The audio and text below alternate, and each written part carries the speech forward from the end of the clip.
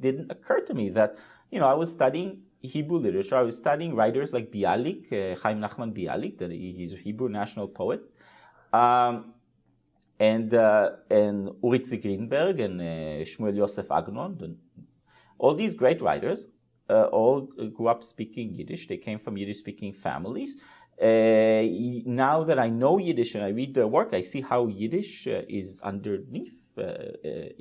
It's not just that it's behind their writing, that they translate themselves directly from Yiddish. That's also how Israelis speak. I teach Yiddish in American universities, North American universities, and sometimes I can't literally explain certain expressions to them. However, some of them do know, some of the students know modern Israeli Hebrew, and then when I translate these Yiddish expression into modern Israeli Hebrew, it makes sense, complete sense to them. Was hört sich, what's hearing in English? In Hebrew, it will be manishma. Was hört sich, man nishma. The same thing, and that comes from Yiddish.